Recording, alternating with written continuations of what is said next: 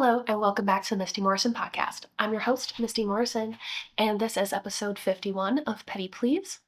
Here on the Misty Morrison Podcast, we love to listen or read. We love to listen to the drama, the tea, the neighbor stories, all the different things, the entitlement, and be grateful that that is not our life. Before we get into the stories for the day, you know I have our usual housekeeping. Whether you are new or returning, please engage with the content to help the channel grow. I am trying to build a dream. Any engagement can help. Whether you are listening on podcast, watching on YouTube, watching shorts on YouTube, TikTok, Reels on Instagram or Facebook, please engage. Leave a 5-star review if you liked it. Like, comment, share it with a friend, subscribe for more, all the things. Okay. It is 11 o'clock and we're chugging right along. So into our stories for the day. Story number 1 is coming to us from r/malicious compliance. Accused of stealing/embezzling electricity from employer. For almost 2 decades, I worked security in office buildings, night shift, so I could work on my novel drafts. At work, in the idle hours between rounds and other security duties, I wrote on an iPad with Bluetooth keyboard, and I had connected their chargers to the electric outlets in my security reception desk. I get a lot of comments on how I shouldn't write at work, and that was why I was singled out. These commenters are wrong. They do not understand that my work was guarding an empty office after hours between 2300 and 0700 hours. This involved a maximum of 2 hours of actual work, walking rounds, checking if all the key cards had been returned, answering phone calls, leaving 6 hours to pass the time and stay awake. Most of my coworkers filled that time with non-productive activities like watching TV, playing games, filling out crossword puzzles. Others were college students who studied for their exams or wrote on their thesis. And I knew this beforehand, which is why I chose a low-paying job way below my level specifically because I would have hours to read books and write on my novels. They could only fire me if I fell asleep or didn't follow up on alarms, but not for spending the idle hours writing. I had a manager who had a personal problem with me and tried to get me fired. Since I performed my duties above average, he had to find a way to get me on something else. So one day I was called to HQ for a meeting with my manager and a floozy from HR. That part is crossed out and it says a young female intern from the Human Resources Department who spent the whole meeting flirting with my idiot manager, who was married to the company owner's daughter. I was accused of theft, stealing electricity from my laptop. I told them that if they wanted to accuse me, they had to do it properly. I hadn't committed theft. I had committed embezzlement, since the electricity was part of my reception area and under my supervision. Therefore, embezzlement is a vastly more insidious crime, and they should send me home and gather the disciplinary committee to judge whether I should be fired for this crime, and I would confer with my union rep. They immediately retracted their accusation and stopped bothering me with their nonsense. All my colleagues charged their devices from company outlets, so their accusation would mean every employee could be arrested for electricity embezzlement.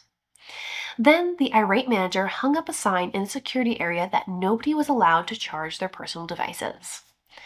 So I took a typewriter to work, so I didn't need to charge my writing implements.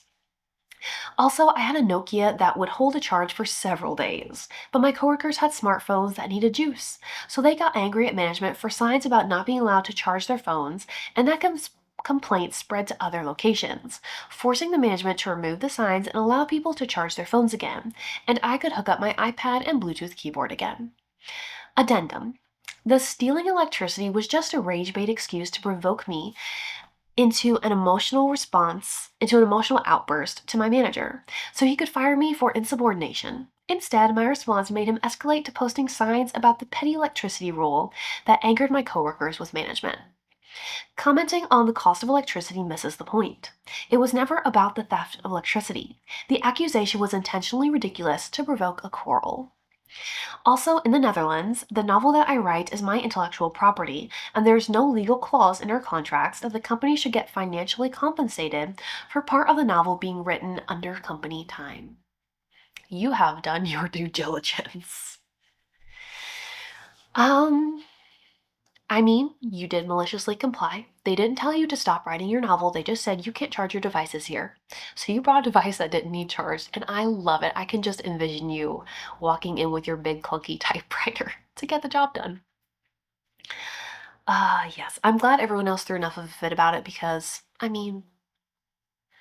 okay, I see their point, but really, in today's day and age, I'm really glad that you kept your composure and you won this round. Story number 2 is coming to us from r/malicious compliance. Caravan Park wants us to close a free campsite.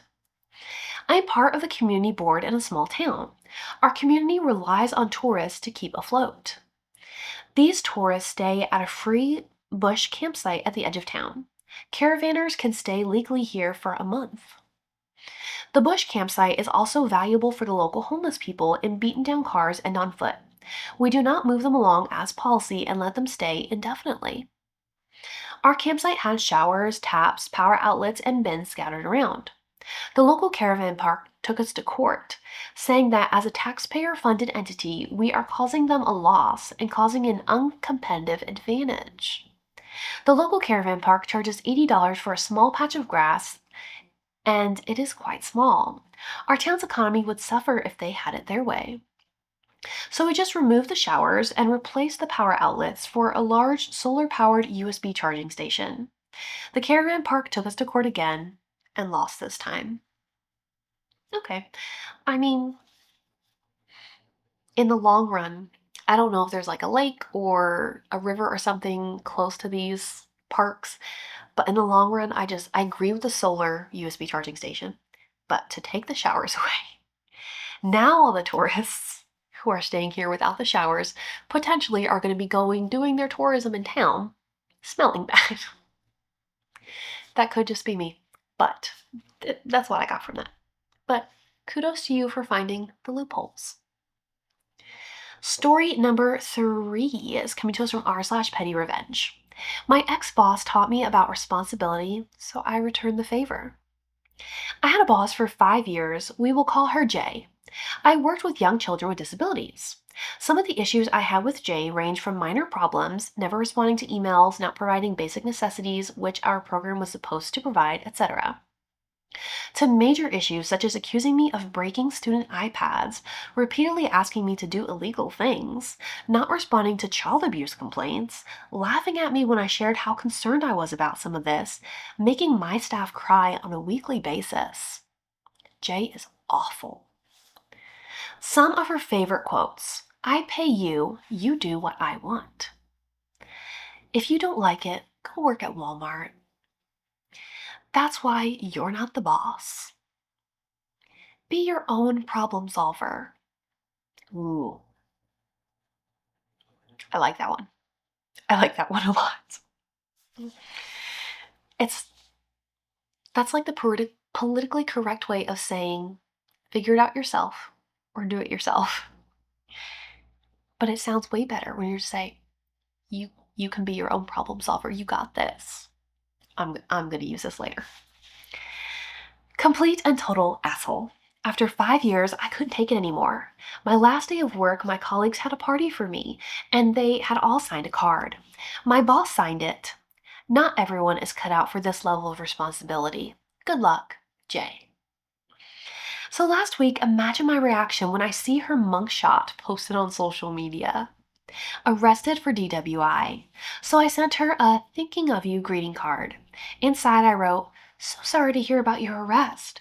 Not everyone is cut out for this level of responsibility. Good luck. I love it. You force-fed her those words, and she knows it. That's funny. Story number 4 is coming to us from r/petty revenge. Petty Revenge, Cheaters Edition. If you've ever been cheated on, this revenge story is for all of us. About a year into dating my ex-boyfriend, I met his family for the first time during Thanksgiving and stayed overnight at their house. Dinner went well and everyone was warm and welcoming. The next morning is where shit hit the fan. While he was in the shower, his phone kept buzzing with calls and texts. I glanced at the screen and saw a message that said, "Babe, I miss you," from an unsaved number. I called the number from my phone, and the woman who answered told me everything about their relationship. Kudos to her for the honesty. They met at their work, and he presented himself as single and pursued her around the same time we started dating. I was obviously devastated, but more so disgusted by this discovery, and immediately went into revenge mode. When my boyfriend came out of the shower, I acted normal. We went downstairs to greet his family for breakfast, and I discreetly brought my bags down with me. I announced to his family, "I just found out your son has been cheating on me, so I won't be staying for breakfast or any future meals." They were stunned, and he looked terrified. Luckily, we had driven separately, so I immediately left and started driving home. On the way, I got angrier and decided on one last petty move. Months earlier, I had gifted him a living and dining room set that I got for free from a friend who was moving out of state. I called a pal who has a pickup truck and asked her to meet me at his apartment. Using the key he had given me, we went inside and took back everything I had gifted him: dining table, chairs, couch, coffee table, side tables, leaving the room completely empty. I blocked him on everything, and I took so much satisfaction in knowing he's a cheater with no furniture. Oh, and me and the other woman met up for coffee to hash out details and became friends. Win-win loser. Okay, I was wondering the whole time what became of that because it seemed like she was in the dark and immediately was like, "Oh my gosh, I didn't know this was what was going on. Let me tell you what's happened." Love that you got a friend out of it.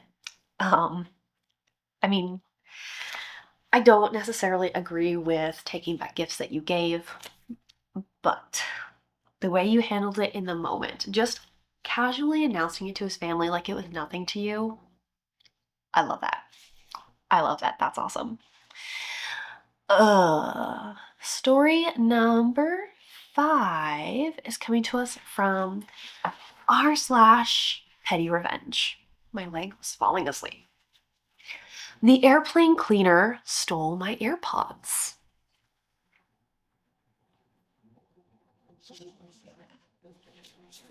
About 6 months ago, I had a layover in Houston. After deplaning and going through security, I realized my headphones had fallen out of my pocket. I submitted the lost item claim with United and gave the description of the color of the silicone case they had on them. Plane info, seat number, the whole thing.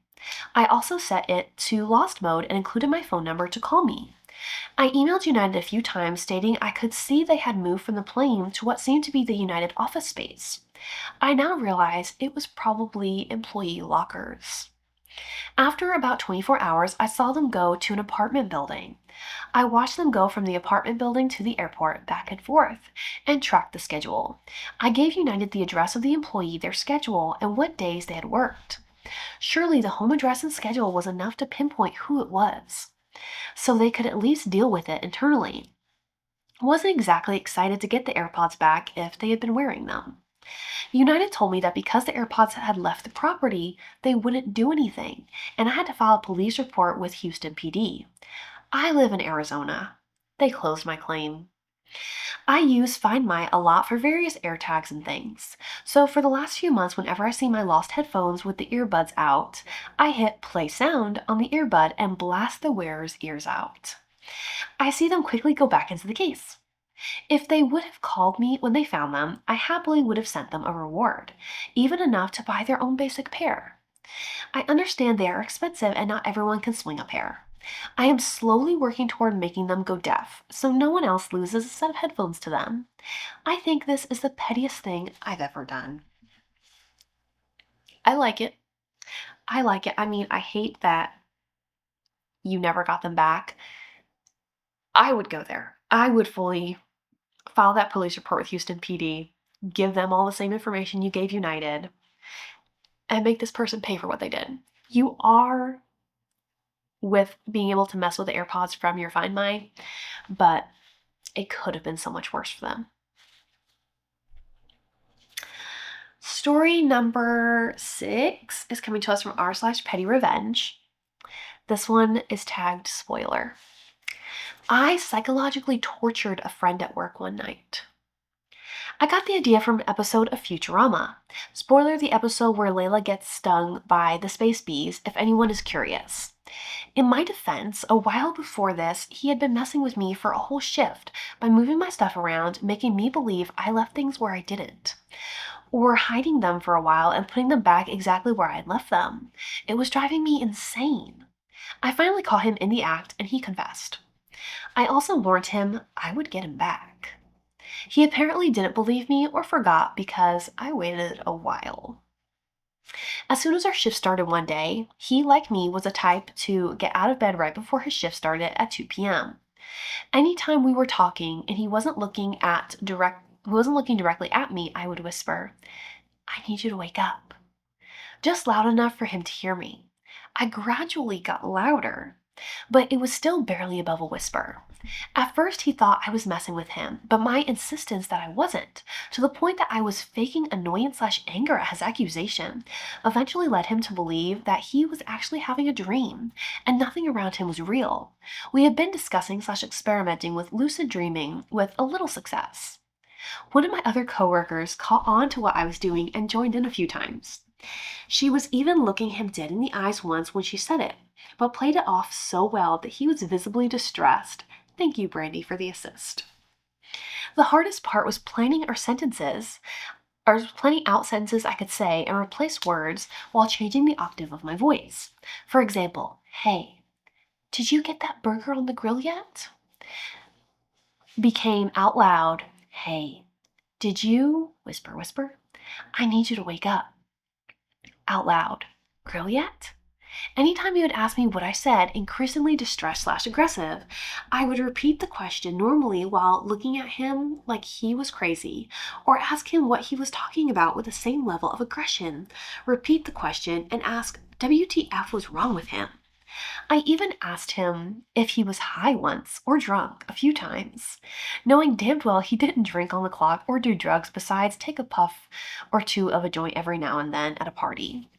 Over the course of the night, I noticed he kept doing small things like pinching himself and looking confused, picking stuff up and letting go to see what would happen, randomly staring at walls or other objects like they were going to move, etc. I finally stopped when I noticed he was holding his hand above our fryer like he was going to dip it in to finally prove to himself that he was awake. I snatched his hand back and insisted him that he was awake and this was all real. I didn't confess what I had been doing, but I stopped until we were walking out at the end of the night. He was still visibly unsettled but calming down, and we, accomplice coworker included, were having a normal conversation until we split to go to our vehicles. Right before I got to mine, I turned to him and yelled out, "By the way, Joel, I need you to wake up." He screamed the loudest "F you" that he could muster. He showed up the next day looking like he hadn't slept in days. I asked him, "Rough night?" He got in my face with a very unusual level of aggression for him. I legit thought I was about to get my ass whooped, and admittedly, I deserved it. But he started it. He yelled, "Don't ever effing do that again." I couldn't effing sleep because I didn't know if I would wake up. I grinned at him and told him not to move my shit around again. He had made me feel just as crazy as I made him feel. He got angrier, but eventually said, "All right." We made a truce to never do anything like that to each other again. We still played pranks, but they didn't involve potential future therapy. That was almost 20 years ago, and to this day, that was the best prank I've ever pulled. Am I proud of it? Absolutely. Would I pull it on someone again? No, unless they really deserved it. I wonder if he still cringes when he hears "wake up." That's a good one. You put the work in. Oh, I mean, I'm glad you didn't back down when the comeuppance happened the next shift. I mean, he did start it. He did. You gave better than what you got. That's a good one. Story number 7 is coming to us from r/petty revenge. A mouse. Or was it? I run a pottery business with a friend. We get on really, really well, except she's messy.